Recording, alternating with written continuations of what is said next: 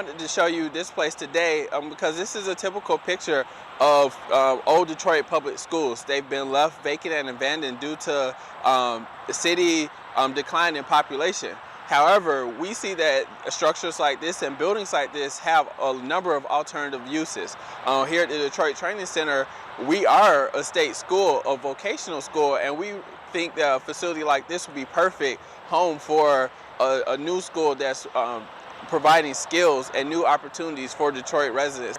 We've trained 120 students to date, all working out in the field.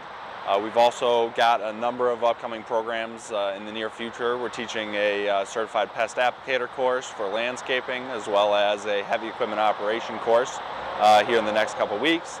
And then we're based incredibly on demand. So when we hear about a job opportunity that exists, we create a class that exactly meets that job opportunity and get it immediately filled with students so that they can very quickly turn around and get that new created job. Oh, we work with a number of different nonprofit agencies and state workforce development agencies. A lot of people would say, well, there's no building going on in Detroit. Why would you need to train anybody? They might be correct, but there is building going on in Detroit, not new construction. However, there's buildings being repurposed, there are buildings being revitalized, there's buildings that have to be torn down, and that requires skilled labor. We found that actually guys coming directly out of prison are not the worst population. It's much more likely long-term unemployed or those who've made it to 25, 30 years old without having a productive long-term job are the most difficult to deal with in terms of the class.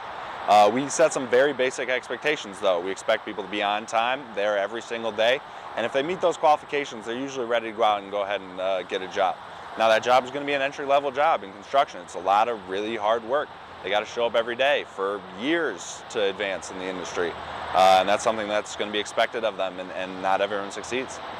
For those who are looking at Detroit from the outside in, don't believe everything that you're reading in the papers and seeing in the media. There are far worse cities off here in Detroit, and actually there's a lot of good momentum going on here in the city. A lot of young people are moving here to the city. There's a great entrepreneurial community and energy that's occurring here in the city, and there's so much opportunity to make a difference. So if you want to do something, Detroit is the place to be.